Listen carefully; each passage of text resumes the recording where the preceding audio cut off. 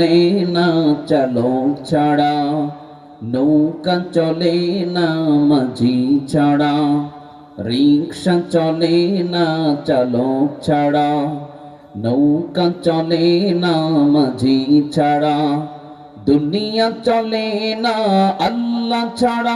বলো দুনিয়া চলে না আল্লাহ ছাড়া।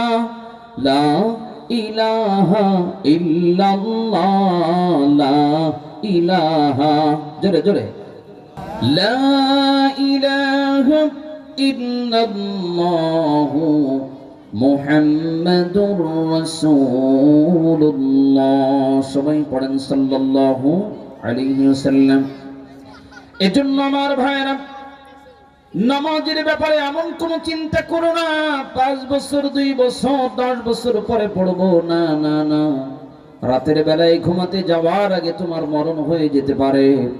অতএব আল্লাহর নবী, বিশ্ব নবী আমার ইন্তেকালের পূর্বে নিজের মায়ের কথা, নিজের স্ত্রীর কথা, বাবার কথা, দুনিয়ার কোন মানুষের কথা স্মরণ করলেন না। শুধুমাত্র আল্লাহর নবী নবী মুহাম্মদ আরবি সাল্লাল্লাহু আলাইহি ওয়াসাল্লাম হযরত আয়েশা সিদ্দিকা রাদিয়াল্লাহু তাআলা আনহাকে বললেন, ওগো আয়েশা, মসজিদে নববীর দরজাটা একটু খুলে দাও। হুজুরের বাসা আর মসজিদে নববী ছিল একদম পাশাপাশি। জালনাটা খুলে দিলে আল্লাহর নবী মসজিদে নববীর দৃশ্যগুলো দেখতে পেতেন। আল্লাহর নবী ডেকে বললেন, ওগো আয়েশা রে, মসজিদে নববীর থেকে আমার বাসার যে পর্দাটা আছে, জানলাটা আছে, এটা একটু খুলে দাও। হযরত আয়েশা সিদ্দিকা রাদিয়াল্লাহু তাআলা আনহা, আল্লাহর নবীর নির্দেশে দরজাটা খুলে দেওয়া হলো, জানলাটা খুলে দেওয়া হলো। নবীজি মুহাম্মদুর রাসূলুল্লাহ সাল্লাল্লাহু আলাইহি ওয়াসাল্লাম নামাজের দৃশ্যটাকে অবলোকন করছেন। মসজিদে সাহাবীরা নামাজ পড়ছেন হযরতে আবু বকর সিদ্দিক রাদিয়াল্লাহু তাআলা আনহুর ইমামতিতে। আল্লাহর নবী দৃশ্যটা দেখে অসুস্থতার কারণে, জ্বরের কারণে আল্লাহর নবী নামাজে যেতে পারেন নাই। শুধুমাত্র জানলাটা খুলে দিলে নামাজের দৃশ্যটাকে 2 চোখ দিয়ে দেখেন, আর 2 চোখ দিয়ে শুধু দরদর করে পানি ছেড়ে কান্না করেন।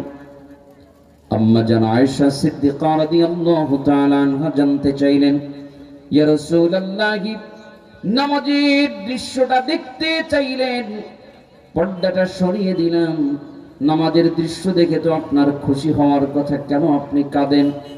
আল্লাহর নবী, বিশ্ব নবী বললেন, ও আয়েশা রে, এই চোখের পানি কোনো কষ্ট বা দুঃখের পানি নয়।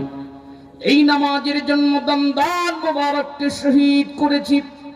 নামাজের দাওয়াত দিতে গিয়ে কাফের বেঈমানদের হাতে নির্যাতিত হলাম। নামাজের জন্য কত কষ্ট করে সাহাবীদেরকে নামাজের শিক্ষা দিলাম।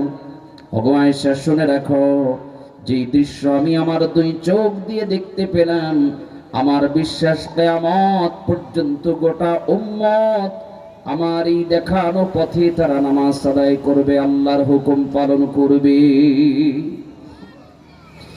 আল্লাহর নবী যখন মৃত্যুর কোলে ঢলে পড়লেন, নবীজির শেষ কথা কি ছিল জানেন? আল্লাহর নবী মায়ের কথা বললেন না, বাবার কথাও বললেন না, কলিজার টুকরা মেয়ে ফাতেমার কথাও বললেন না। শুধুমাত্র আল্লাহর নবী জবান খুলে বলতে লাগলেন, আস-সালাত আস-সালাত ওয়া মা মালাকাত আইমানুকুম। উম্মতেরা, নামাজ নামাজ, খবরদার তোমরা নামাজ ছেড়ে দিও না। জীবনের শেষ নসিহত ছিল আল্লাহর নবীর কাছ থেকে পাওয়া নামাজের ব্যাপারে।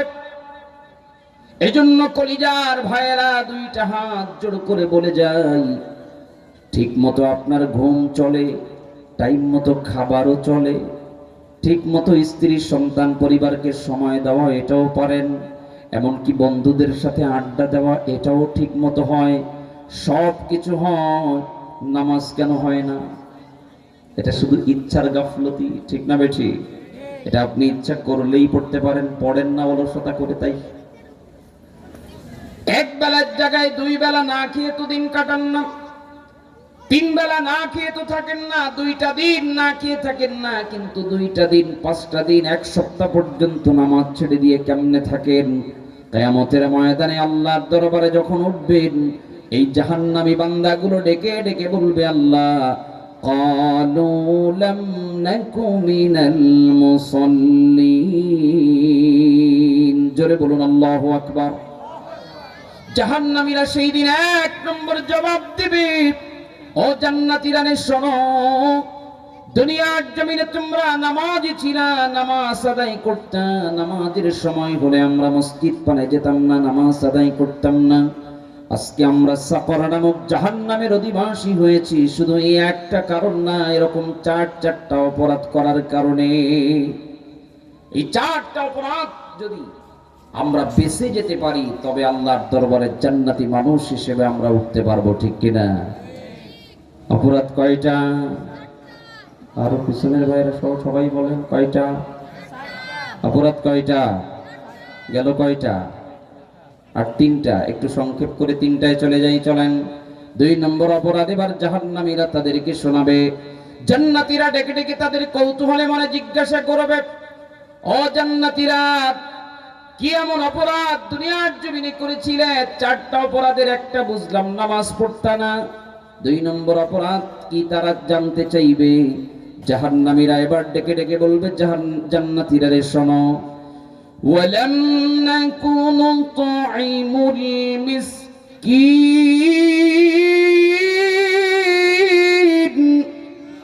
2 নম্বর অপরাধ যারা বলবে, দুনিয়ার জমিনে ইতিম মিসকিনদের হক আমরা আদায় করতাম না, মিসকিনদেরকে ঘাট ধাক্কা দিয়ে চলতাম, তাদেরকে দূর দূর করে তাড়িয়ে দিতাম। এমন কিছু ভালো মানুষ আমাদের সমাজে রোজাও রাখে, এমনকি তাহাজ্জুদ আদায় করে, অবিনচাস্ট কোনোটাই ছাড়ে না, আল্লাহর ঘরে গিয়ে হজও করে, ইতিম মিসকিন সই দেখতে পারে না, আছে না নাই? তাদেরকে দূর দূর বলে তাড়িয়ে দেয়, আছে না নাই? এটা তো আছেই। বরং নিজের পরিবারে যদি কেউ অসহায় হয়ে যায়, তাদেরকেও পর্যন্ত লাথি মেরে ঘর থেকে বের করে দেয়, আছে না নাই? বাস্তব চিত্র বলছি, বাবা মারা গেছে, ছোট ছোট বাচ্চাদেরকে রেখে তারা ইতিম হয়ে গেল। আপনি তার আপন ভাই, আপনার ভাতিজাগুলো ইতিম হয়ে গেছে, ভাইটা দুনিয়ার থেকে বিদায় নিয়ে চলে গেছে। আপনার উচিত ছিল এই ছোট ছোট মাসুম ইতিমদের হক আদায় করে দেওয়া। বাবা নাই, বাবার দায়িত্বগুলো আপনি চাচা হয়ে বাবার পক্ষ থেকে আদায় করা। আপনি তা না করে বরং এমন কিছু চালাক চাচা আছে, ছোট ছোট মাসুম বাচ্চারা, ওরা তো আর জমি জমার হিসাবগুলো বুঝবে না, ব্যাংক ব্যালেন্স গুলো বুঝবে না, কাগজগুলো সব জালিয়াতি করে নিজের নামে করে নেয়। চালাক এমন কিছু চাচা আছে না নাই? না না না, কিয়ামতের কঠিন ময়দানে মাসুম ইতিমগুলো আল্লাহর দরবারে হাজির। যারা ডেকে বলবে, ও আল্লাহ, দুনিয়ার জমিনে হয়তো আমরা ছোট অবস্থায় আমার বাবা চলে গেছে, ইতিম হয়ে গিয়েছিলাম, আমার ওই চাচা যে দুনিয়ার জমিনে হকগুলো নষ্ট করে দিয়েছে, হয়তো সেদিন বুঝি নাই। আজ ওই চাচাকে ডাকবা, তার কাছ থেকে সব লেনদেন ক্লিয়ার করে তারপরে তাকে জান্নাতে যেতে দেব। চাচাকে আল্লাহ পাক ডাকবেন। আল্লাহ, কাফনের কাপড়ে তো পকেট ছিল না, টাকা তো আর কিছু আনতে পারি নেই, অর্থ সব দুনিয়া। আল্লাহ বলবে, দেওয়ার মতো কি আছে বলো? বলে, আল্লাহ, দেওয়ার মতো কিছুই নাই, শুধু আমার সঞ্চিত কিছু দুনিয়ার জমিনে নামাজ পড়েছিলাম, কিছু আমল আছে, রোজা রেখেছিলাম, হজ করেছিলাম, যাকাত দিয়েছিলাম, কিছু আমার সঞ্চিত নেকি আছে। ইতিম বাচ্চাদেরকে ডেকে বলবে, তোরা তো টাকা নিয়ে দুনিয়া কিয়ামতের দিন টাকা দিয়ে করবি কি? কিছু নেকি নিবি নি? তারা বলবে, আল্লাহ, নেকি দিলেই তো ভালো। দুনিয়ায় টাকার দরকার হয়, জান্নাতে যাওয়ার জন্য টাকার দরকার হয় না। অল্প কিছু নেকি হলেই আমরা জান্নাতে যেতে পারি। এবার ঋণ পরিশোধ করতে নেকি দিতে বলো। আল্লাহ পাক রব্বুল আলামিন চাচাকে বলবেন, চাচা, যেই পরিমাণ ঋণ দিয়েছিলে সমপরিমাণ যতটুকু ফিল আপ করতে প্রয়োজন হয় ততটুকু পরিমাণের নেকি দিয়ে দাও।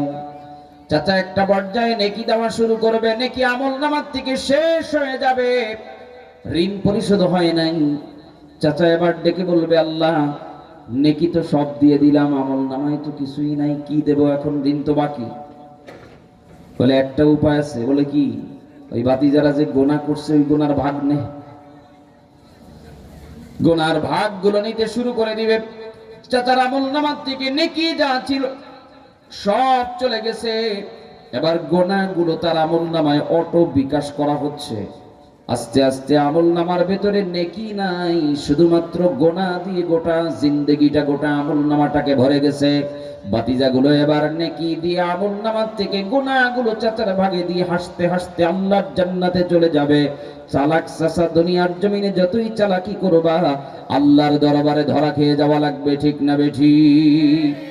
এজন্য খবরদার, এতিমদেরকে কষ্ট দিবেন না। আমার নবী মুহাম্মদ আরবি সাল্লাল্লাহু আলাইহি ওয়াসাল্লাম বলেন, দুনিয়ার জমিনে আমি নবী ছিলাম ইয়তীম। আমার জন্মের আগে আমার বাবা দুনিয়ার থেকে বিদায় নিয়ে চলে গেছে। জিন্দেগিতে কোনোদিন বাবার কোলে উঠে চার চেহারা মোবারক দেখার সুযোগ আমার হয় নাই। বাবার থেকে একটা চুমু আদর পাওয়ার সৌভাগ্য আমি নবীজির হয় নাই। আল্লাহর নবী বিশ্ব নবী বলেন, ওগো আমার উম্মতেরা, ওগো আমার সাহাবীরা, দুনিয়ার জমিনে ইয়েতিমের যে কি কষ্ট হয় এটা আমি নবী বুঝি, তোমরা বুঝবা না যাদের বাবা আছে। আল্লাহর নবী বলেন, ওগো আমার সাহাবীরা, দুনিয়ার জমিনে কোনো মানুষ যদি ইয়েতিম মিসকিনকে একটা জামা কিনে দেয়, আমি নবী বলে গেলাম, আমি নবী ছিলাম যেহেতু ইয়েতিম, দুনিয়ার জমিনে ইয়েতিম মিসকিনকে একটা জামা কিনে দিলে কিয়ামতের ময়দানে আমি রাসূলুল্লাহকে একটা জামা কিনে দেওয়ার সমপরিমাণ সব মর্যাদা তাকে দান করা হবে। শুধু তাই নয়, দুনিয়ার জমিনে আমি নবীকে যারা আপ্যায়ন করতে চাইবি, আমি নবীজিকে যারা এক বেলা খাবার খাওয়াতে চাইবা, দুনিয়ার জমিনে আমি তো আর বেশি দিন হায়াতে বাঁচব না। আমার ওফাতের পরে তোমরা যদি চাও নবীজিকে একটা দিন বাড়িতে আমি দাওয়াত করে প্রাণ ভরে আপ্যায়ন করাতে পারতাম, কি আমার আশা আছে না? নবীজিকে একটা দিন আমি একটা বেলা অন্তত আমার প্রাণ ভরে কলিজা দিয়ে আমি যদি নবীজিকে একটা বার আপ্যায়ন করাতে পারতাম, আমার বাড়ির মেহমান বানাতে পারতাম। ওগো উম্মতেরা শোনো, আমি তো সারা জীবন থাকবো না, যদি তোমরা এমনটা চাও তবে একজন ইয়েতিমকে যত্ন করে দিও। কিয়ামতের ময়দানে আমি রাসূলুল্লাহকে আপ্যায়ন করার সমপরিমাণ মান মর্যাদা এবং সব তার আমলনামায় দান করা হবে। আল্লাহর নবী বলেন, কিছুই যদি না থাকে অন্তত একজন ইয়েতিমের মাথায় যদি হাত বুলাইয়া দাও।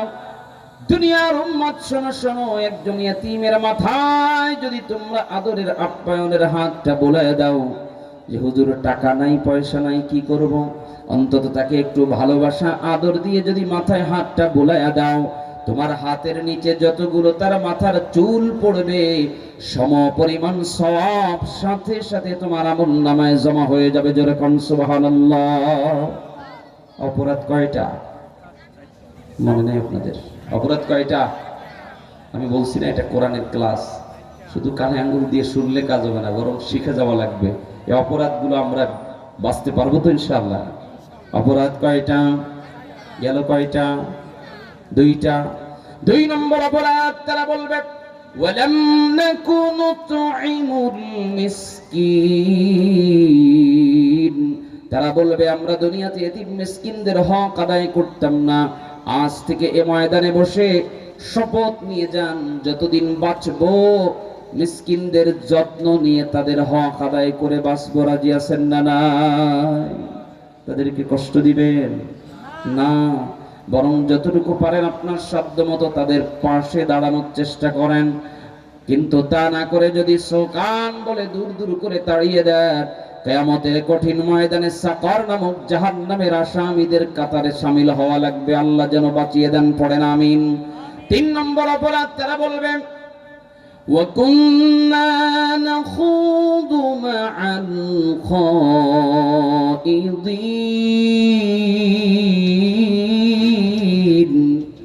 তিন নম্বর অপরাধ তারা বলবে, দুনিয়ার জমিনে আমরা সমালোচনাকারীদের অন্তর্ভুক্ত ছিলাম, গীবতকারীদের অন্তর্ভুক্ত ছিলাম। গীবতকারী খুলনায় আছে না নাই? সমালোচনাকারী কি আছে? যারা বলেন নাই তারা মনে হয় চেনেনি না। গীবত আছে? গীবত শুধু নাই, বরং গীবাতের মতন হয়ে গেছে, আছে না নাই? চায়ের দোকানে বসেই সমালোচনা শুরু হয়ে যায়, আছে না নাই? এমনকি মসজিদে গেছে ইবাদত করতে, মসজিদের ভেতরেও 12 জায়গার গল্প, অমুকের দোষ, তমকের গল্প, অমুক কি করছে, তমক কি করছে, আছে না নাই? এক জায়গায় বসলেই অন্যের সমালোচনা, আছে না নাই? মা বোনরা এনে মহিলা প্যান্ডেল আছে, মা বোন যারা আসছে, মা বোনদের ভিতরে এই অভ্যাসটা পুরুষের তুলনায় একটু বেশি না কম? দুই বউ একখানে যদি বসে, তাহলে গল্প, অমুকের দোষ, অমুকের সল কি করেছে, অমুকের নাতি কি করেছে, সব চলে আসে, আছে না না? মা বোন যারা এসেছেন, ও মা, রাগ করো না, কষ্ট নিও না মনে, বরং কষ্ট দেওয়ার জন্য তোমাদের কাছে আসি নাই, সংশোধনের জন্য বলে যাই। কত সহজে একজন আরেকজনের দোষগুলো বলে ফেলো, কিয়ামতের কঠিন ময়দানে সাকর নামক জাহান্নামের অধিবাসী হওয়া লাগবে। যদি বলো হুজুর না, তা তো পারবো না, তবে আজ থেকে ময়দান থেকে তওবা করে নিয়ে যাও, জিন্দেগিতে কোনোদিন অন্যের দোষ খুঁজবো না, বরং নিজের দোষগুলো খুঁজে খুঁজে সংশোধন হয়ে যাব। রাজি আছেন না? না? রাতের বেলায় যখন ঘুমোতে যাবেন, সারাদিন যে অন্যায়গুলো করেছেন নিজের আত্মসমালোচনা করেন, নিজের দোষগুলো লিখেন, নিজের দোষগুলো ত্রুটিগুলো খুঁজতে আরম্ভ করে দেন। আজকে যদি সারাদিনের 10টা অন্যায় করে থাকেন, আজকে রাতের বেলায় শুয়ে শুয়ে হিসাব মিলায় ঘুমায় যান, আর মনে মনে নিয়ত করেন আগামীকাল থেকে 10টা গোনার জায়গা 9টা করব, একটা কমাবো। তারপরের দিন 9টার থেকে 8টা করব, তারপরের দিন 7টা করব। এইভাবে করে গুনাহ আস্তে আস্তে ছাড়তে শুরু করে দেন, নিজের দোষগুলো খুঁজতে আরম্ভ করে দেন, সংশোধন হতে সহজ হবে। আর আমরা করি কি, নিজেরটা খবর নাই, বরং অন্যের সমালোচনা করি, আছে না নাই? মহিলারা পিঠে বানানোর জন্য ওই যে চাল গুঁড়া করে চালে, এটা কি বলেন আপনারা? চালন, চালন। চালনের ছিদ্র কয়টা? 1000টা। আর সুই চিনেন? সুই, খাতা সেলাই করে, সুইয়ের পিছনে ছিদ্র থাকে কয়টা? এবার চালন সুইকে ডেকে বলে, ও সুই, তোর পাশা ছিদ্রা। সুই ডেকে বলে, তোর পাশার তো 1000 ছিদ্র আছে, আমার ছিদ্র একটা, 1000 ছিদ্র নিয়ে তোমার কোনো খবর নাই। আমাদের অভ্যাস হলো, নিজের 1000 দোষ আছে, নিজের দোষ কখনো একটাবার ভেবেও দেখি না। একজন আরেকজনের সাথে বসেই অমুক কি করছে সেই গল্প, আছে না নাই? অপ্রিয়জন মা বোন যারা আছেন, হৃদয়ের কান খুলে জবাব দিবেন। আল্লাহ দপ্তরে আমরা সবাই জান্নাতে যেতে চাই কি চাই না? যদি জান্নাতে যেতে চাই, তাহলে এই 4টা অপরাধের 3 নম্বর অপরাধ হবে, দুনিয়ার জমিনে আর যাই করব না কেন, অন্যের সমালোচনা আজ থেকে কোনোদিন করব না। কেউ যদি পাশে এসে বলে, এড়ায় যাবেন, দরকার নাই। লাভটা কি আপনার? অন্যের দোষটা বলে আপনার লাভটা কি? হয়তো তাকে সাময়িক সময়ের জন্য একটু কালারিং করবেন, তার দোষগুলো যা মানুষের সামনে বলে বলে তাকে একটু ছোট করবেন, আপনার লাভটা কি? নিজের ইজ্জত বেড়ে যাবে। এবার চলুন আল্লামা আশরাফ আলী থানভী রাহমাতুল্লাহি আলাইহি, জগৎ বিখ্যাত একজন বড় বুজুর্গের নাম, বড় একজন লেখক এবং আলেমের নাম আল্লামা আশরাফ আলী থানভী রাহমাতুল্লাহি আলাইহি রাস্তা দিয়ে হেঁটে যান। হঠাৎ করে পেছন থেকে শুনতে পান তার নামে কোন একজন ভাই গীবত করতেছে, রাস্তার মোড়ে দাঁড়ায় সমালোচনা করে। আশরাফ আলী থানভী রাহমাতুল্লাহি আলাইহি থমকে দাঁড়িয়ে গেলেন, শুধুমাত্র পেছন ফিরে লোকটার চেহারাটা একটাবার দেখে নিলেন, কিছুই তাকে বললেন না, শুধুমাত্র চেহারাটা দেখে নিলেন, সোজা বাড়িতে চলে গেলেন। মনে মনে চিন্তা করলেন, রাত কখন গভীর হবে তখন তার বাড়িতে যাব। রাত যখন গভীর হয়ে গেছে, আশরাফ আলী থানভী রাহমাতুল্লাহি আলাইহি বাজার থেকে মিষ্টি কিনে মিষ্টির টোপলা নিয়ে তার বাড়িতে হাজির। দরজায় গিয়ে নক করতেছে, ভাই বাড়িতে আসেননি? বলে, কে? বলে, আমি আশরাফ আলী। ঘরের দরজা বন্ধ করে, এবার আর দরজা খুলে না, এমন ভয় পেয়ে গেছে, এমনি হুজুরকে বিশ্বাস করি না। আর ওইসে রাত্রেবেলায় কোন রাজাকারের বেশ ধরে আইছে কে জানে, আছে না নাই? এমনি হুজুরদেরকে বিশ্বাস করি না। হুজুর এত রাত্রে কেন আমার বাড়িতে?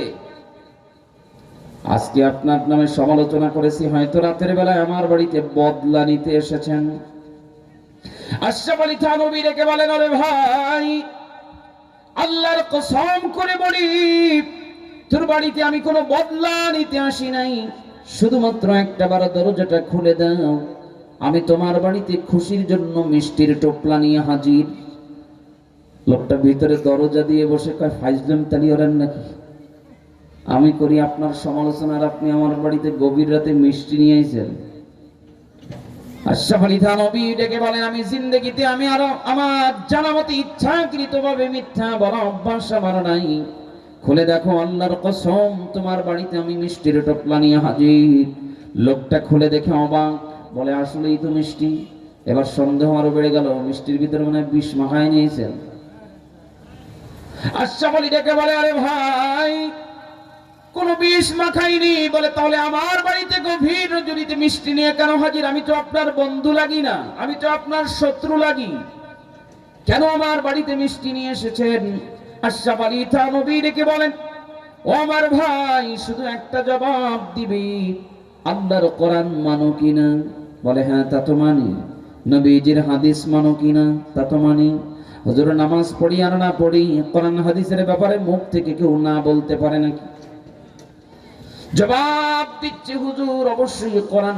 আল্লাহর নবী, বিশ্ব নবী বলেছেন, দুনিয়ার জমিনে কেউ যদি কারো নামে গীবত করে, সমালোচনা করে, পরনিন্দা করে, সমালোচনা যিনি করবে, তার আমলনামার থেকে যতগুলো নেকি ছিল, যার নামে সমালোচনা করা হচ্ছে, তার আমলনামায় অটো ফ্লেক্সিলোড করা হবে। আর যার নামে সমালোচনা করা হচ্ছে, তার আমলনামার থেকে যতগুলো নেকি আছে, সব যতগুলো গুনাহ আছে, তার আমলনামার থেকে সব গুনাহগুলো যিনি সমালোচনা করে, তার আমলনামায় অটো চলে আসবে। একটা পর্যায়ে গীবত করতে করতে দেখা যাবে, ওই লোকটা যত বড় বুজুর্গ হোক না কেন, যত বড় ভালো মানুষ পরিচয় দিক না কেন, ওই লোকটার সমালোচনা করার কারণে, গীবত করার কারণে তার আমলনামার থেকে সব নেকিগুলো অন্যের আমলনামায় চলে গেছে। আর যত সমালোচনা করেছে, যাদের নামে সমালোচনা করেছে, তাদের আমলনামার থেকে সব গুনাহগুলো সমালোচনাকারী, গীবতকারীর আমলনামায় চলে আসবে। আশরাফ আলী ডেকে বলেন, তুমি আল্লাহর নবীর হাদিস মানো কিনা? লোকটা ডেকে বলছে, অবশ্যই আল্লাহর নবীর হাদিসকে মানি। আশরাফ আলী ডেকে বলে, তাহলে আল্লাহর নবী বলেছেন, সমালোচনা করার কারণে, তুমি যে আমার সমালোচনা করেছো দিনের বেলায়, সমালোচনা করার কারণে তোমার আমলনামার থেকে যতগুলো নেকি ছিল, সব নেকিগুলো আমার আমলনামায় ট্রান্সফার করা হয়েছে। আর আমার আমলনামায় যতগুলো গুনাহ ছিল, সব গুনাহগুলো তোমার আমলনামায় চলে গেছে। এবার বলো, নবীর হাদিস মানো কিনা? বলে, হ্যাঁ তা তো মানি। ও প্রিয়জন, দুনিয়ার জমিনে এমন পরম বন্ধু দুনিয়াতে আর কেউ নাই যে নাকি গুনাহের ভাগ অন্য কেউ নিতে চায়। আজকে বাড়িতে গিয়ে একটা পরীক্ষা করবেন। ধরেন আপনি কথার কথা সুদের ব্যবসা করেন, আমি তো আর চিনি না, আমি তো কইছু আন্দাজে। ধরেন আপনি সুদের ব্যবসা করেন, আজকে বাড়িতে গিয়ে স্ত্রীকে ডেকে বলবেন, ওগো বিবি, কিয়ামতের দিন কিন্তু জাহান্নামে তোমারও যাওয়া লাগবে। বলে, কেন? আমি যে হারাম ইনকাম করি, আমি তো তোমারও খাওয়াই। স্ত্রী ডেকে বলবে, তুমি যাই করো না কেন, আমি তোমার এই গুনার ভাগ নিতে পারবো না। নেবে কেউ? সন্তানকে ডেকে জিজ্ঞেস করবেন, আমি যে হারাম ইনকাম করে খাওয়াই তোদের, তোদের জন্য এত কষ্ট করি, এত পরিশ্রম করি, কিয়ামতের দিন জাহান্নামে যাবি, আমার এই গুনাহ হারাম টাকার ভাগ তোরা নিবি? সন্তান বলবে, প্রয়োজনে না খাওয়ায় রাখো, কিন্তু তোমার এই হারাম টাকার ভাগ আমরা জানি না। ঠিক কিনা? তাহলে কার জন্য এত কষ্ট করে হারাম ইনকাম করতে যান? হালাল কম খেয়ে থাকেন, স্ত্রী সন্তানকে বুঝান, আমার সামর্থ্যে যা ছিল আমি হালাল উপায়ে তাই দিছি, তোমাদের এত শখ আহ্লাদ আমি হারাম ইনকাম করে পূরণ করতে পারবো না, হালালের মধ্যে সন্তুষ্ট থাকো।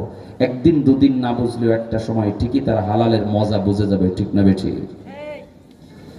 আশরাফ আলী ডেকে বলছে, আরে ভাই, দুনিয়ার জমিনে কেউ গুনার ভাগ নিতে চায় না, কারো আমলনামার থেকে একটা নেকিও কেউ দিতে চায় না। যেহেতু তুমি আমার পরম বন্ধু, কারণ তুমি গীবত করার কারণে তোমার আমলনামার থেকে সব নেকিগুলো আমাকে দিয়ে দিয়েছো, অটো দেওয়া হয়েছে। আর তোমার নামায়, তোমার আমল নামায়, আমার আমল নামার থেকে সব গুনাহগুলো তোমার আমল নামায় পাঠানো হয়েছে। আমি এই খুশিতে আল্লাহর নবীর হাদিসকে মেনে নিয়ে বিশ্বাস করে এই খুশিতে আমার আমল নামায় সব নেকি জমা হয়েছে, কোনো গুনাহ নাই, গুনাহগুলো তোমার আমল নামায় চলে গেছে। এই খুশিতে আত্মহারা হয়ে সুসংবাদটা দেওয়ার জন্য তোমার বাড়িতে মিষ্টি নিয়ে হাজির। লোকটা পা দুইটা জড়িয়ে ধরে বলে, হুজুর কোনদিন বুঝতে পারি নাই এত বড় সর্বনাশ হয়ে যাবে, আজ আমাকে মাফ করে দেন।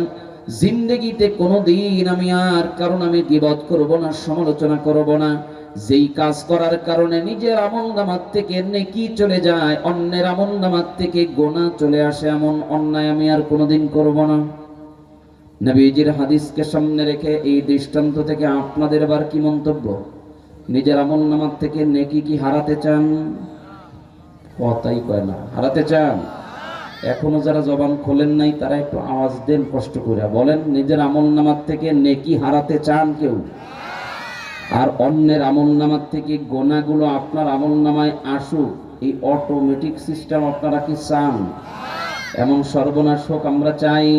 যদি তা না চাই তাহলে এই ময়দান থেকে এমন শপথ করে নিতে হবে, হুজুর জিন্দেগিতে কোনোদিন এমন সর্বনাশ করব না, অন্যের গোনার ভাগও নিব না, নিজের গোনার থেকে নেকিগুলো, নিজের আমলনামার থেকে নেকিগুলো অন্যকেও দিব না। এজন্য আজ শপথ করে নিলাম, আল্লাহর কাছে তওবা করে নিলাম, যতটুকু অন্যায় করেছি জিন্দেগিতে আর কোনোদিন গীবত, পরনিন্দা, সমালোচনা করব না। রাজি সবাই? অপরাধ কয়টা? চারটার গেল কয়টা? তিনটা বাকি আছে কয়টা? সর্বশেষ একটা অপরাধ।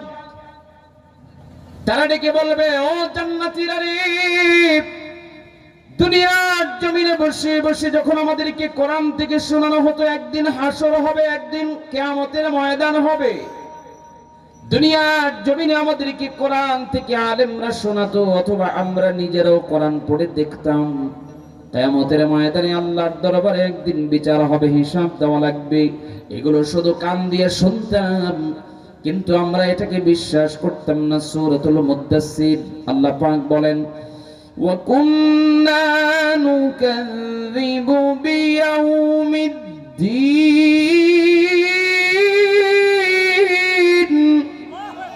যারা 4 নম্বর অপরাধ স্বীকার করে নিবে, ও জান্নাতীরা রে, দুনিয়ার জমিনে আমরা আজকের দিন সম্পর্কে মিথ্যা জ্ঞান করতাম, মিথ্যা প্রতিপন্ন করতাম, এটাকে বিশ্বাসই করতাম না। কিন্তু আজকে আল্লাহর দরবারে হাজির হয়ে দেখলাম দুনিয়ার জমিনে সব কিছু লন্ডভন্ড হয়ে গেল, দুনিয়ার সম্পদগুলো দুনিয়ার জমিনে রয়ে গেল। স্ত্রী, সন্তান, কলিজা দিয়ে যাদের জন্য ভালোবাসতাম, পরিশ্রম করতাম, বন্ধুদের সাথে আড্ডা দিতাম, সব দুনিয়ার জমিনে রয়ে গেল। স্বর্ণ গহনা, টাকা পয়সা, বিল্ডিং, গাড়ি বাড়ি, সব দুনিয়ার জমিনে রয়ে গেছে। যতটুকু নেক আমল করেছি আর যতটুকু গুনাহ কামাই করেছি, এগুলোই আল্লাহর দরবারে আমার সঙ্গী হয়েছে। আজ বুঝতে পেরেছি আজকের দিন মিথ্যা না।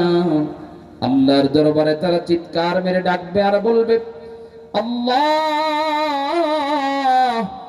একটা বার অন্তত দুনিয়ার জমিনে পাঠাও, সেদিন আর ভুল করব না, একটা বার দুনিয়ার জমিনে পাঠাও, জীবনের তরে সারা জিন্দগির জন্য তওবা করে ভালো হয়ে যাব, কোনোদিন আর নামাজ ছাড়ব না, কোনোদিন আর গীবত করব না, কোনোদিন আর অন্যের সমালোচনা করব না, কোনোদিন এতিম মিসকিনদের হকগুলো নষ্ট করব না, কোনোদিন কিয়ামতের ময়দান সম্পর্কে মিথ্যা জ্ঞান করব না।